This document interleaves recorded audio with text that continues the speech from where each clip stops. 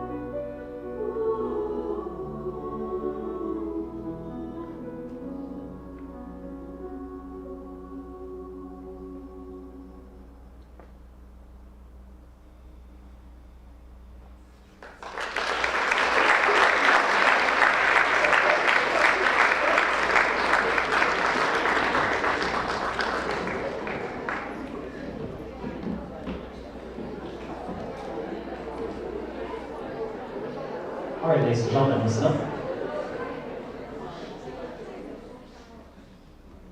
I would now like to welcome Sarah Kutler, who will speak on behalf of her grandmother, who was a child in hiding during the Holocaust. Let's welcome Sarah.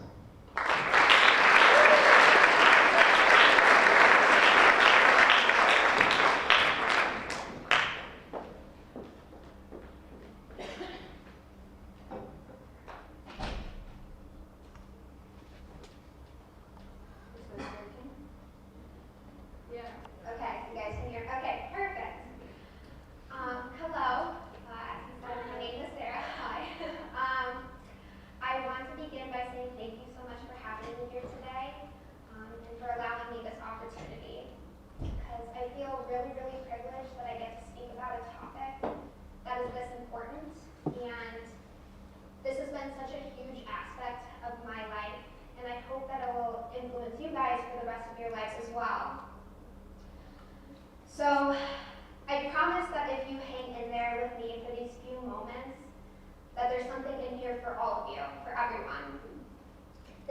change you and open your eyes to things that are happening around you that you have until now been blinded by, situations that you see as unjust but have yet to speak up.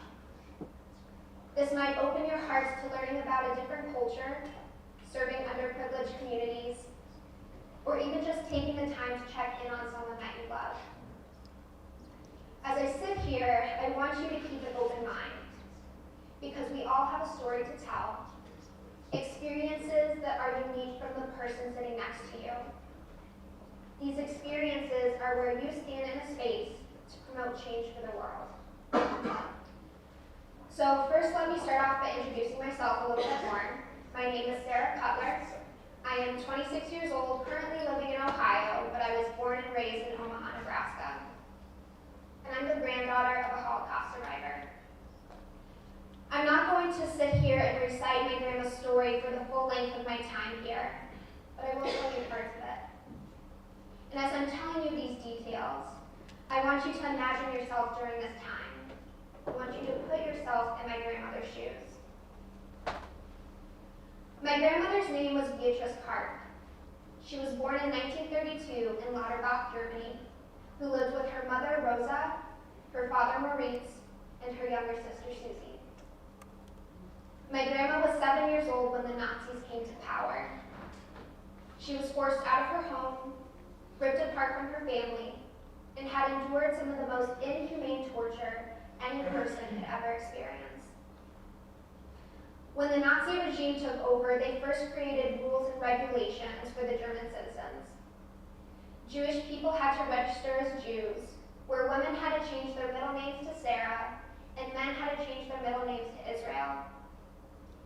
They were required to carry these little identification cards with their new names, and they were given yellow stars to put on their clothing so they could be easily identified. The Nazis also created ghettos, which were overcrowded places where Jews had to live and survive, basically like animals in a cage. Jews had their businesses confiscated as they were not permitted to own any property, and people were brutally beaten in the streets by soldiers and other non-Jewish people. Her mother told her that she could not play outside in fear that someone might shoot her. My grandma was bullied harshly by the other kids at school who used to be her friends. Her grades were dumped in inkwells. She was pushed down and called horrible names like dirty Jew. The teachers would have her hold her fingers up like so, and they would smack them with their rulers. My grandma's life changed forever at 7 years old. But unlike millions of other children, she had the rest of her life to look forward to. Some of you may have heard of Kristallnacht, also known as the Night of the Broken Glass. On this night in November of 1938, almost 100 Jews were killed and 30,000 were arrested and placed in concentration camps. Jewish homes, schools, hospitals, and businesses were all raided and destroyed and had their windows broken, hence the Night of the Broken Glass. There were fires burning as far as the eye could see. The air filled with smoke as fires reached from one building to the next, all of them belonging to Jewish people. As people screamed and ran from their attackers, over 1,000 synagogues were being burned to the ground. As my great-grandfather was an avid Torah reader, he left quickly to see how many holy books he could rescue from the flames. Hour after hour went by, as my grandmother, her sister, and mother thought about the horrible things that could have happened to him and how they could go through life without him. Eventually, he did come home months later, and my grandmother was playing in the kitchen when it happened. And the door swung open, and she saw this man standing in front of her, skin and bones, covered in blood, heading towards the burning stove to warm his hands. And then it dawned on her that this was her dad. They nursed him for days while he recovered, but my great-grandfather never returned to his normal self. Later on, they learned that he had been captured trying to save the synagogues from the fires of Kristallnacht and was taken to Buchenwald concentration camp. Although my grandma was faced with some of the worst people known in history, she never went down without a fight. One day, as my grandma took a risk to play outside her home, she saw two Nazi soldiers standing a few yards away. She was infuriated about what they were doing to her beautiful country, so she picked up a handful of stones and threw them at the soldiers' backs. My grandma was lucky that she knew the streets of her hometown better than they did, because imagine being chased down the street by two armed men who were killing off your people one by one just because. Later on, when a group of Nazis came to her neighborhood to round up the Jews, she watched as they barged in her home and destroyed everything that she loved. They told her family to pack enough essential items for 2 weeks, so the first thing my grandma gathered was her porcelain doll. This doll was her most favorite item that she had ever owned. And a Nazi came up to her and said, "Where you are going, you won't need that doll." And she looked up at him, looked back down at her doll, looked back up at him and said, "Well, if I can't have this doll, you can't have her either." And she smashed her doll's face on the floor. And she saw the doll's face shattered into pieces, almost as a resemblance of her childhood being shattered in front of her. The soldiers forced my grandma's family to leave their home and took them to the railroad station. There was a sea of people at the train station, where children were crying, people were sleeping on their coats, and everybody was scared and anxious. People were shoved into the train cars, where some people traveled less than a day and others traveled for a week. If people tried to escape, there were Nazis standing on top of the train cars with loaded guns, ready to shoot. At the end of these destinations, some had only guessed where they led to. And when the train rails came to a screeching halt at Gurs internment camp in the southern part of France, terrified people were met by Nazis screaming, "Mach schnell, mach schnell," which means hurry, hurry. Everyone was to stand in a line where they were either being picked to go to the right or to the left. They not only separated the men and the women, but families were torn apart, babies were taken from the arms of their mothers, and people reached outwards as they took the last glimpses of their loved ones. Those who went to one side were seen as worthy of labor. So, the Jewish prisoners labored over torturous construction and manufacturing jobs, making army tanks, making buildings. They also had smaller jobs, like checking the soles of shoes or sorting through other prisoners' belongings that were taken after getting off the train cars. At death camps, others had the jobs of transferring dead bodies to mass graves or the crematoriums. And some prisoners were used as experiments for the Nazis, like lab rats, except rats get better treatment. Those who went to the other side, you may ask, they didn't even get a chance to fight for survival. Upon arrival, the Nazis searched everyone for money, gold, and anything valuable. This included jewelry and gold teeth, which were yanked from their owners' mouths without warning. My great-grandmother did not even have the chance to take out her gold hoop earrings before a Nazi yanked them from her earlobes. Each individual was assigned a barrack and a straw mattress. Bunk beds formed row after row, with everyone practically sleeping on top of one another. A loaf of bread would be thrown into the barrack once a day to be divided amongst everyone, and so for my grandma that meant sharing with 60 women and children. My grandma would talk about the fights that would break out if one person thought that they got a smaller portion of bread than another. People were starving, diseases were spreading, and the sanitary conditions were horrible. A typical day at Gurs consisted of being awoken early in the morning, and they had to line up for roll call outside no matter what the weather was like. You would stand there until the last person showed up, and usually that last person was punished. Then all of the children had to walk, and walk, and walk, and walk.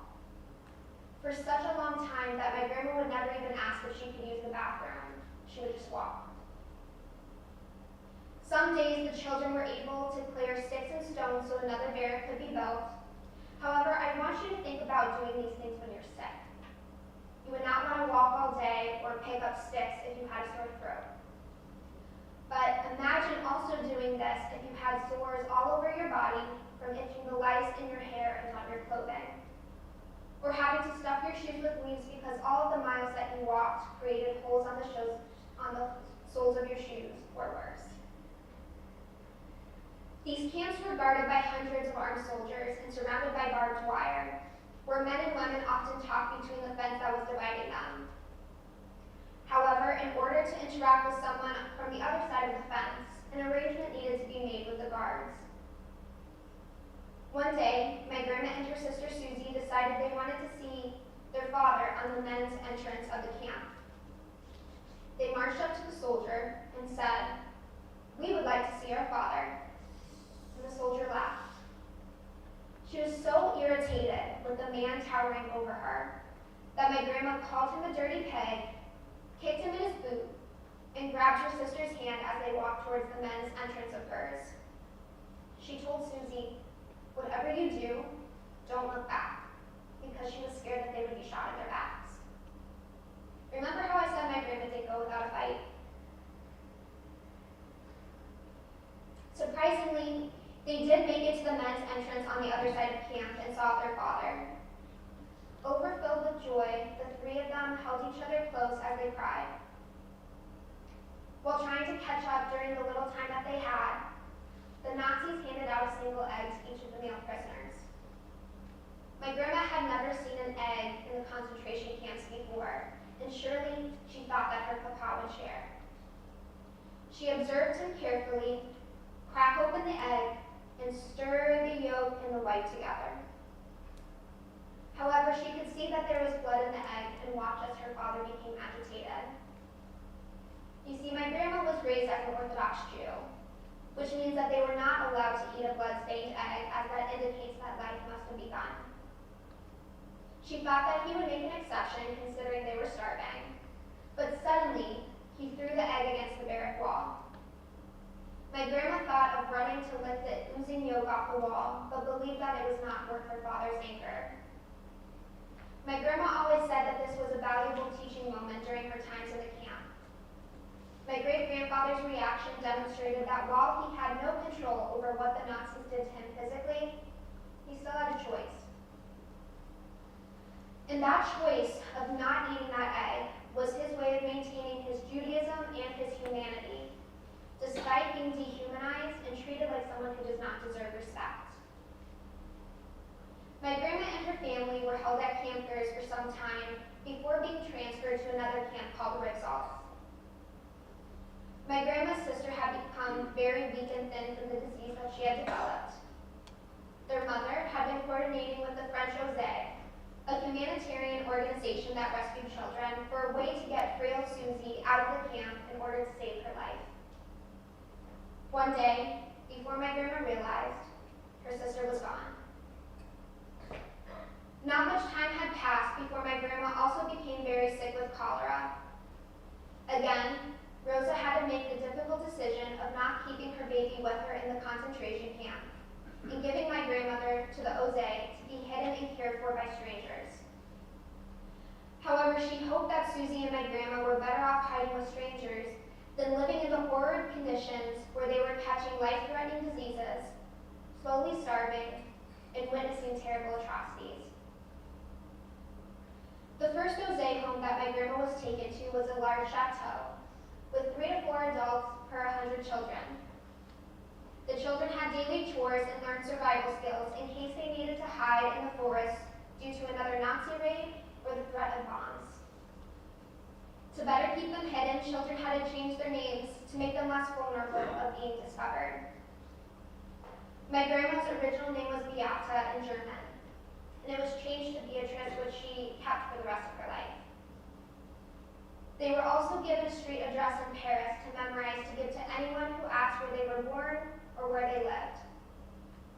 Since the children were hiding from the Nazis, they did not stay in one chateau for too long, and they were constantly being moved from place to place. My grandma remembered being moved 14 times. Some farmer's cart. One day at the Chateau Chaumont, which was one of the largest of the Ose homes, a little girl brought my grandmother a blanket. This girl looked familiar, but she could not quite put her finger on it, because this girl's head was shaved, as that was a common way to get rid of head lice. And after a few moments, she realized it was her little sister, Susie.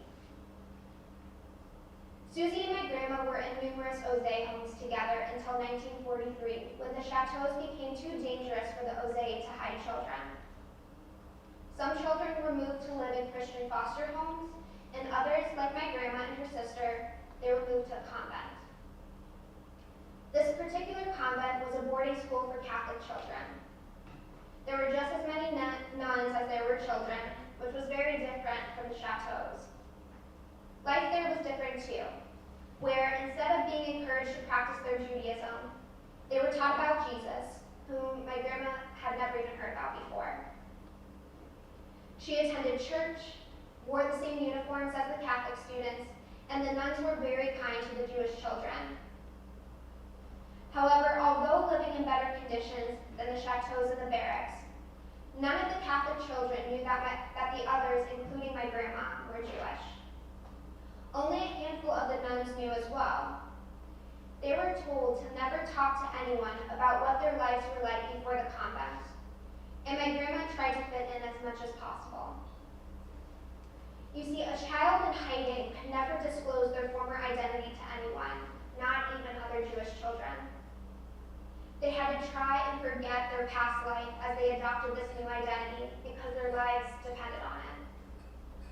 But as a person takes on a new character, it's very easy to get disoriented and completely lose grasp of the person that you once were. Taking a new name, you can only hope to be found by relatives one day.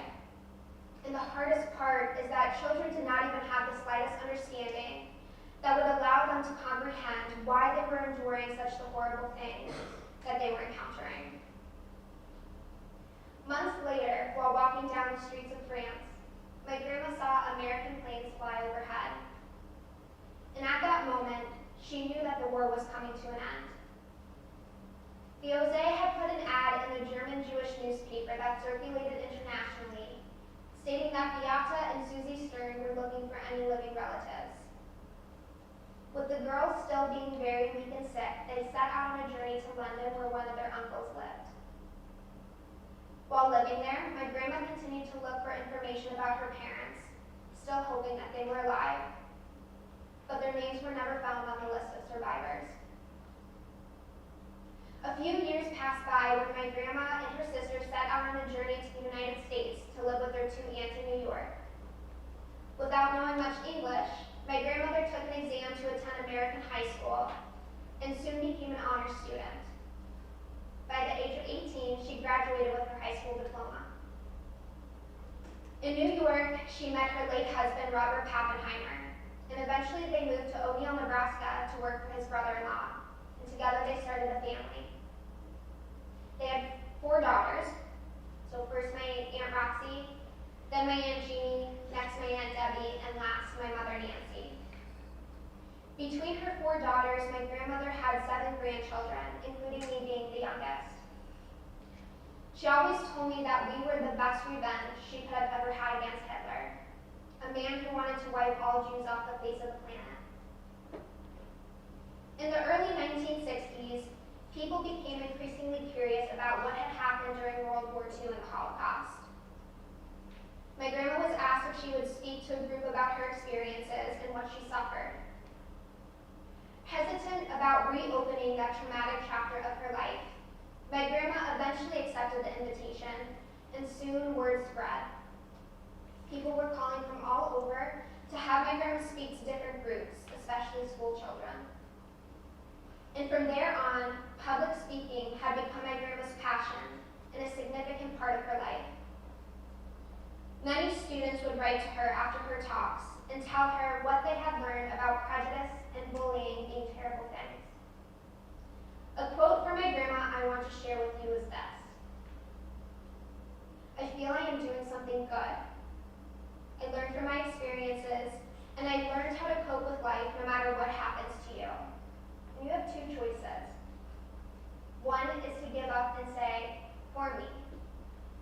The other is to go on with your life and pick up the pieces and do the best that you can. I feel I am more resilient because of the war. I want others to know the struggle and the horror so that it never happens again. But I also want them to know of our ability to preserve, and that good can come even after what seems like the worst. My grandma died 5 years ago, and it was one of the hardest times in my life. She was a beloved member of the Jewish community, she was my best friend, and she was a hero to many people. Although she endured personal struggles that go far beyond those of the Holocaust, my grandma had an uncanny ability to see life in a positive light, and her inner strength radiated to attract everybody around her. When she died, I had people message me on social media to tell me how she had touched their lives with her testimony. She devoted her life to the obligation of presenting her personal narrative for over 50 years to thousands of students in schools and others, because she wanted to make sure something like the Holocaust never happens again. The point of her message was not necessarily to tell people what had happened to her, but to speak for the individuals who had their voices taken from them, the millions of innocent lives that had been murdered for just being who they are. You see, 6 million Jews were tragically murdered during the war, but 3.5 million survived, with just a fraction of those being children. However, only a handful of these individuals went on to speak about their experiences, as going through such a brutal trauma can be really difficult to discuss. Because many could not, my grandma provided an opportunity for individuals to have a face-to-face interaction with the last witnesses who can speak about the atrocities of the Holocaust. As time goes on, however, we are losing survivors every day, and therefore, we are losing those first-hand accounts. I've heard that it is my duty to keep my grandmother's survivor story alive, and I agree with this statement. But what happens when I die? Or what if I don't have the time to share my grandma's story like she did for so many years? That's why I feel compelled to be here today, to give you my insight on how we can accomplish a goal, like making sure something like the Holocaust never happens again, together. So first, let's discuss how a horrendous disaster like the Holocaust could have even occurred. Before the start of World War II, the German government began to collapse, and many people were struggling for survival. As people protested, Hitler applied political strategy to pin the economic blame on the Jews because they were starting to migrate and join into German society. In 1929, when the Great Depression happened, Hitler took advantage of people's anger and fear by making promises of restoring Germany, which included getting rid of the Jews. By the time the war ended, the Nazis had killed 6 million European Jews, over 2/3 of the continent's Jewish population. While my grandma lived in England with her relatives, she once asked her aunt, "Is the war against the Jews still going on?" And her aunt responded, "Well, it's not just a war against the Jews, it's a world war." Although the largest group affected by this torturous event was the Jews, I want you all to recognize the other groups that were impacted too.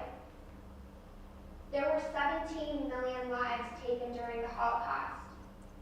And to name a few were the Jews, the Soviets, the Gypsies, people who were disabled, Black folks, Roman Catholics, and so many more. A question that always puzzled me growing up was, how could someone like Hitler obtain such immense power and get away with genocide? How can he gather a group of people and convince him to kill so many? A host of factors contributed to the environment under which these atrocities occurred, which range from racism, religious hatred like anti-Semitism, political opportunity, coercion, xenophobia, which is a dislike of people from other countries. Another way to help you think about this is when you put a frog in boiling water, it's going to immediately jump out. But if you slowly dial up the heat, it's not going to realize that it's boiling and that it's being cooked until he dies.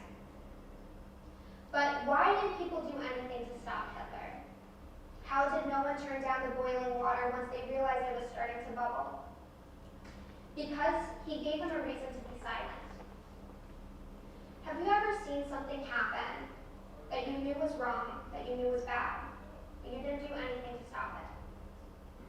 Whether that was out of fear, or you didn't want your friends to think that you were lame, or you didn't think that you had the power to do anything about it.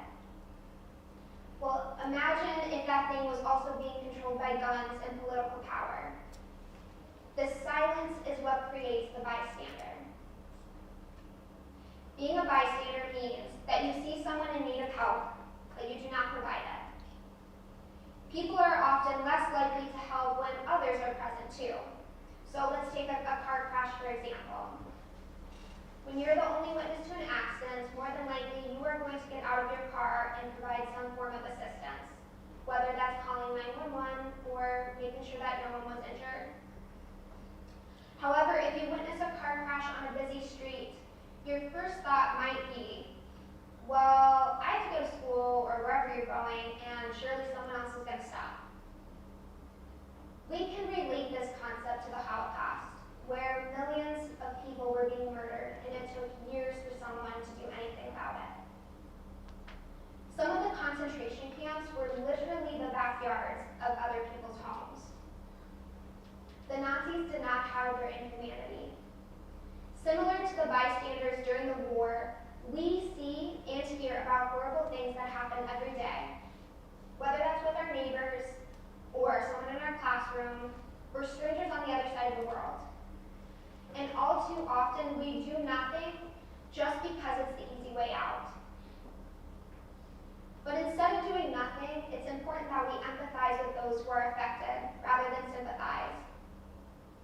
So sympathy is feeling sorrow or pity for the hardships that another person encounters. But empathy, on the other hand, is putting yourself in the shoes of someone else. I know it might be hard to imagine when horrible things are happening to other people. In fact, we hear so many bad things happening in the news that sometimes we feel numb to them or desensitized, especially if that does not affect us directly.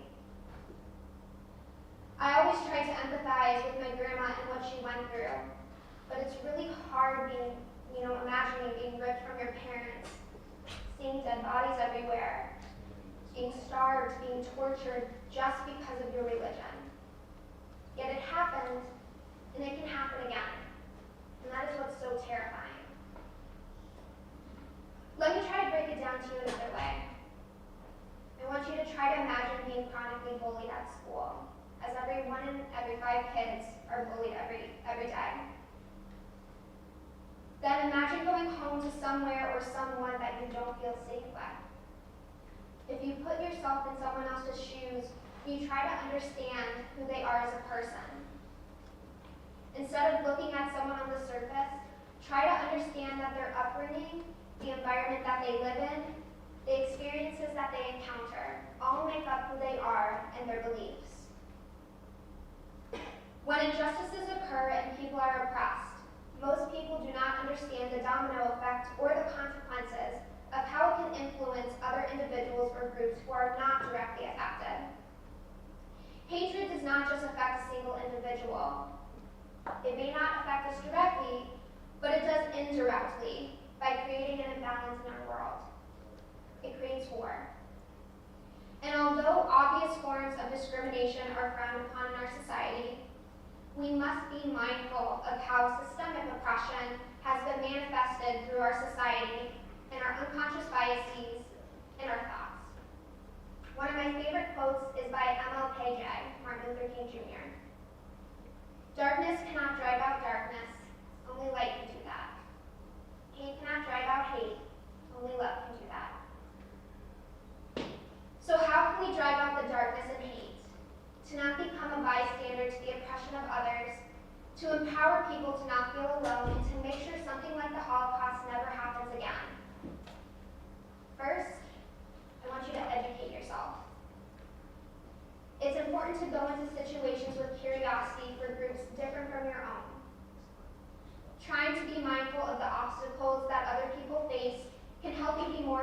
struggles. Like I said at the beginning, we all have a story to tell. Unique experiences that are different from the person sitting next to us. The second thing I want you to do is to check yourself. Check yourself of your judgments and challenge your biases. Instead of telling someone that they're wrong, try to understand their point of view. You don't have to adopt their opinions by any means, but you can agree to disagree and accept different lifestyles. If everyone in the world acted the same way and thought the same things, wouldn't you think the world would be so incredibly boring? But imagine the world of knowledge you would have if you went beyond your comfort zone to get to know other populations, whether that involves going across the world or talking to someone in your class that you've never talked to before. Instead of bringing people down for how they dress, how they think, and how they live their lives, challenge yourself to have an open mind. This involves our third step, which is having the ability to engage in open conversations with both people who share your beliefs and those who have different views. Having difficult conversations can feel really scary and a lot of times incredibly uncomfortable. But sitting with the discomfort can bring so much more, especially if they help prevent an issue from going too far. It's really important to talk about mental health and the scary things that are happening in the world, because the more open we are to being vulnerable means that more people will come forward to getting help. Lastly, I want you to be open to change. This includes opening your minds to others' perceptions, but this also includes allowing different paths to be present. You gotta consider the options to go in either directions, because as humans, we are deeply rooted in how we think things should be, and we tend to stay within the comfort zone of what is familiar to us. Social media and other forms of media reinforce the idea that things should be a certain way or another. But the world is forever turning, and therefore forever changing in different directions. Humans are constantly evolving and striving to be the best versions of ourselves, which requires transformation and hopes to create positive change. So I want to challenge you to be empathetic, to not take the easy way out, to be educated, to be bold, and to be open. Don't be a bystander when you see something wrong. Speak up. There's a quote that states, "Do the best that you can until you know better. And then when you know better, do better." You know, many children don't even know what the Holocaust was because Holocaust education is not required in all schools. And if their parents aren't teaching them about it, and neither are their teachers, how would they know? And how can we better our futures if we're not informed of the past? All of these skills, being empathetic, being open to possibilities, it all comes with practice, because it doesn't just come naturally. Sometimes it requires us to be corrected by an experience. But if you practice them, you can change history for the better. You can make sure something like the Holocaust never happens again. Thank you so much for listening.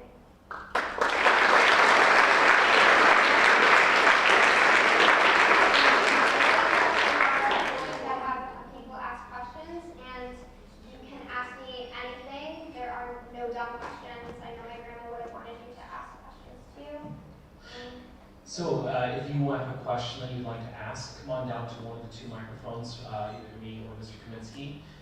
Feel free to ask questions. This is an opportunity for you guys to learn and kind of get your questions answered. For instance, like when you were growing up, was your grandma reluctant to tell stories or talk about that time period, or was it something that she was fairly open about? No, so at the very beginning when people started asking her to speak, she said no, she was not going to do that. Telling a story like that, you were just, in a way, re-traumatizing yourself time and time again. It was actually my grandfather that really, really pushed her to do this. And, after she said yes the first time, her story evolved to add more things about her experience. And then she did it for 50 years. She talked to tens of thousands of people. She went to a lot of schools She went to prison. She went to a bunch of places. I mean, even some like group of card ladies would ask her to speak sometimes. So yeah, she would be more open to it, but definitely, for 50 years you're telling the same story of trauma that you experienced, and you're thinking about those details almost like a film playing in a loop. So it was hard for her, but she knew it was so important.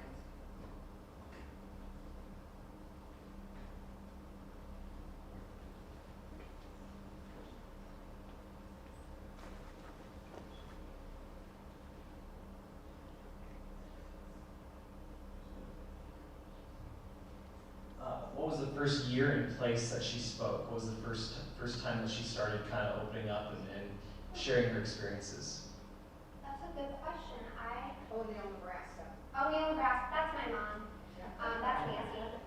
It was in O'Neill. Do you know what group it was? I don't know the group, but it had been in the 19.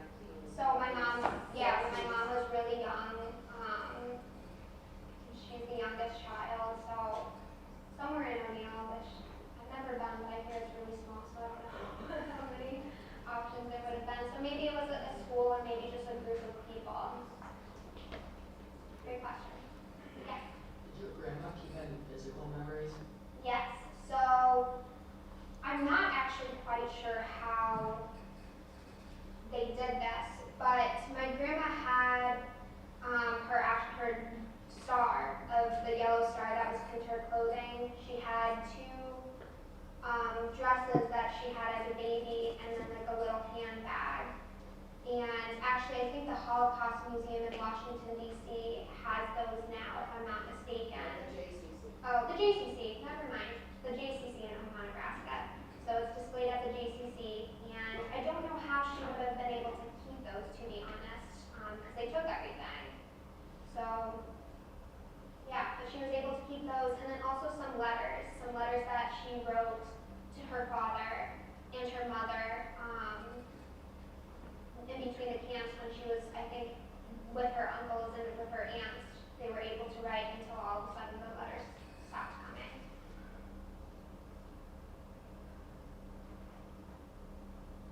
Any other questions? Come on. How old was she when she first got out of the camps?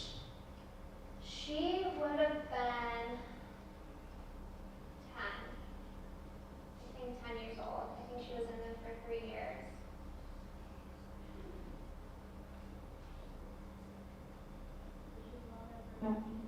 Did your mom ever have any episodes of fear or sadness? My grandmother? Did she have?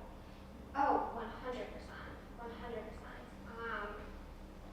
This is kind of a little education moment, but when you experience trauma, any sort of trauma, it depends how you react to it. It will manifest in different ways, whether it's through anxiety, or through anger, or, having PTSD flashbacks. So, for example, and there's a thing also called generational trauma, when an ancestor of yours experiences a trauma and they develop these PTSD symptoms, and that can actually be transferred down to your kids, and then their kids, and their kids, and their kids. And it, presents itself in different ways. So, for example, my grandma never liked trains. So I don't know if any of you have been to the Durham Museum. It has a bunch of trains in downtown Omaha. Or I think it's downtown. My grandma took me to every museum possible except for that one. She cannot be near train stations or trains in general. And I never really got that as a kid until I got older and understood trauma better. So yeah, she had these moments of sadness. She had moments of anxiety. She had nightmares for a while. Yeah. Any other questions? Ladies and gentlemen, let's thank Sarah one more time for her time.